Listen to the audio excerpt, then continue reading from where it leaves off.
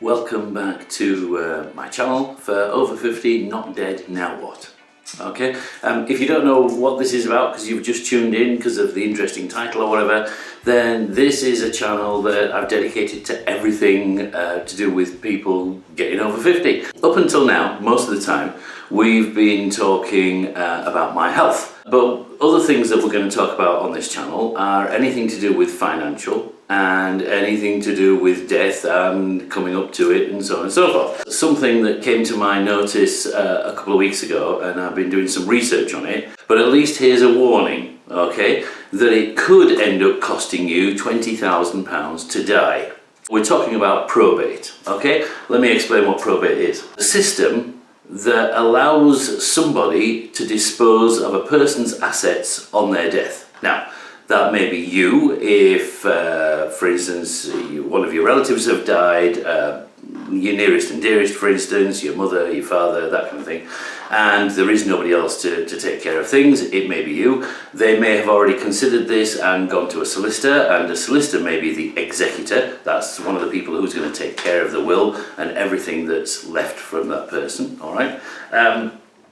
Or like I say, it may be you, so you may have to sort this out. Now, so before you can share everything out to all the relatives, okay, and someone has to make sure that that's going to be done in a fair way, all right, and that's the probate court, okay. So before any bank or anybody is going to allow the sale of a house or the sale of property that's not in your name, that's in the deceased's name, obviously they can't sell it anymore. Before anybody will release any money to you or anybody else, they have to have a grant of probate, okay, which comes from the probate court, okay. Now, in the past, if a solicitor was to do this, now sometimes a solicitor does this, quite a lot of times, because they usually have no financial interest. So, you know, it's not a case of, oh right, well I'll keep 80% and just give 10%.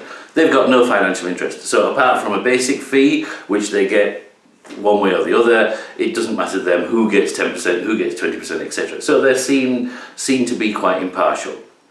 Now, if a solicitor at the moment, and up until now, has wanted to get a grant of probate for your mother or your father or some relative's death, all right, then that has cost £155. Now, that has to be paid up front before anybody gets anything, or before monies are transferred or anything like that, okay? Now, if you want to do it, which you can do it, it doesn't have to be a legal person, that's going to cost you £215, all right? But these fees are going to change, like I say, in May, and it's still to go through the final processes of the law structure, so they're still not exactly sure what date, but this is it. Now, if a person's estate, and this is everything that the person owns. Now, remember, the majority, in a lot of cases, the majority of this comes from a house that people have died, people have left, okay?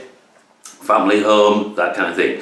This includes anything abroad, so holiday homes abroad that they might have shares in, or totally own themselves, okay? So you have to take that into account as well. And it's the homes or properties that they own in the UK. This is bank accounts, all right? Anything that they might have squirreled away that's in their name, all right, that you know of. Things like insurance policies. If people are working, then they usually have an insurance policy to cover their life, okay, usually 3 or 4 times their annual salary, okay, so that can turn out to be quite a hefty amount. The classic car in the garage, any jewellery, anything that they've got. If your next of kin, the person who's died, the deceased, is worth less than £50,000, this now costs you nothing. So that's the good news, okay? Whereas before, the next of kin, who might also be not terribly financially well off, might have to come up with £215 or £150 plus £155, sorry, plus solicitor's fees. That now doesn't incur, okay? £50,000 or less, no fee, right? Now, if you're worth between 50 and 300,000, the total estate, right? That now is a fee of £300, okay? Not too bad. Between 300 and £500,000, okay, £500,000, the fee now goes up to £1,000. So before you can inherit, or anybody can inherit any of this money, you have to cough up £1,000 to begin with. all right? Then it goes from 500,000 to a million, right? And that's going to be £4,000 fee, okay? 1 million, and I'll put these in the notes down below, so don't worry. 1 million to 1.6 million, if their assets are worth 1.6 million or less, up to 1 million, it's £8,000. Between 1.6 million and 2 million, it's £12,000. And £2 million and above, it's £20,000. Let's see what that means. Because I've done some research and I've asked a few solicitors, and things are, like I say, are a little bit vague. But basically, what the law says is, if I have a rich uncle, all right, and I'm not doing financially too well at the moment, but you know, I get by, I'm okay. But my uncle dies, and his estate is worth £3 million. I think, great, fine. Sad that he's gone, you know, but I'm going to inherit £3 million. Not until I come up with £20,000 first.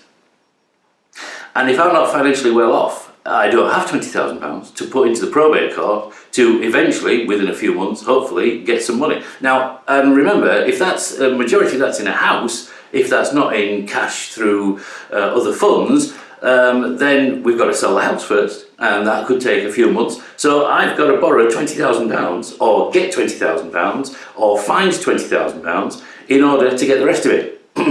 So they're still not entirely sure, excuse me, still not entirely sure about the legal ramifications of where this is going to go. But basically they're saying, as we speak at the moment, you are going to have to borrow £20,000 or get £20,000 as a fee to the court before the court will even grant probate and then let you anywhere near your uncle's assets or my mum and dad's assets. One of the things, if you're concerned about your death, okay, and the fact that your relatives will not have the money to pay for this, okay, there is something which you can set up, okay, which we used to do when I was a financial advisor, which is you can set up a trust. And it's not that complicated at all, okay? But what it basically is you set up either £20,000 to go to somebody on your death, okay? But it can be outside of your will. So what's usually done is something like an insurance policy, okay? Remember, if you give money away, okay, before your death, and you die within 7 years, the government, so if for instance I've got a nephew and I'm really well off, but my nephew is skint and he's only 18 or whatever, and I know he's going to, on my death, he's going to inherit, you know, my £2-3 million estate, so he's going to have to come up with 20,000 and he doesn't have it, no chance. So what I want to do is I want to make sure that he's got the money. So if I sort of start up an account in his name, okay, that can't be touched until my death or something like that, and I put £20,000 in there, that can be deemed as a gift, okay, as long as I'm living, that's okay. If I die within 7 years, okay, then the government and the inheritance tax people can see that as there was a good chance that I knew I was going to die, and so I did that to try and get away from paying inheritance tax on that £20,000. And so depending on how long it is since I gave it away, there is a scale of amounts that the government will take back, okay? So you have to watch that. So you can't give it away as such as that. If I think I've got cancer and I'm dying and I start giving my assets away, okay, when this comes up to probate, someone can stand up and go, oh, actually, he was a lot richer than that before he died, and he started giving his money away. Then the inheritance tax people get involved, and then they will do an investigation, and actually they are allowed by law to take this money back, or at least decent portions of it, okay? So, you know, watch this before, if you think you're going to die and you start to give away your money, it's not as easy as it sounds. Anyway, so next thing. So what normally is done is you get your nice insurance bloke or your nice financial advisor, or you go to your bank or solicitor or something like that.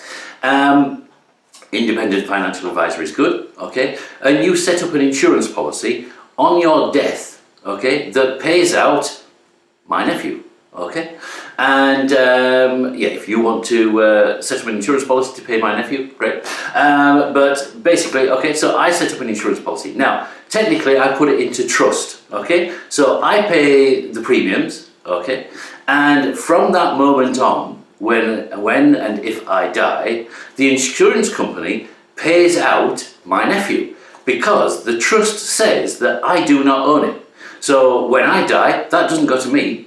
The beneficiary of that insurance policy is my nephew, and it goes straight to him. Now that's outside the will, so the fact that the will may be tangled up with legal problems and everything else doesn't matter. My nephew will get that money as soon as he can then prove that I'm dead. Okay, so that's the next thing, proof of death. So and the other thing is that you've got to tell your nephew, okay, because he's got to claim it. The insurance policy will not just give it up on my death. Because I've had this before. People will say, oh, well, I'll stop paying the policies, obviously, if I'm dead, so you'll know I'm dead. Well, no. Why do you think the insurance companies are so rich? Because a lot of people have policies hidden away and haven't told their wives. Believe me, I've had this case quite a few times. They've had loads of insurance policies, not told their wives. Their wives didn't know, and so on their death, their wives didn't know to claim it. And so the insurance policy just gets left at the insurance company. Because the insurance company don't know you've died, they think you've just run into hard times and finished the policy. They, unless you find proof that one exists, your next of kin won't know, okay? So, especially if it's somebody like a nephew, who's probably not going to go through all your bank statements and all your paperwork and everything else, to know that there was a policy to begin with, it's a good idea to tell them that, listen, leave them a letter if you have to, or anything like that, and give it to your solicitor that on your death give it to so-and-so, and just tell them this is the number of the policy, this is the insurance company, and on my death you should be getting £20,000, and at least that will help pay for probate. You can make it for more than 20,000, you can make it for any amount you like, but the thing is, you don't own the insurance policy. The insurance policy is owned by your nephew or my nephew, whoever, and they get it. So it's outside of the legal inheritance tax scheme. So that's a law that's changing sometime in May.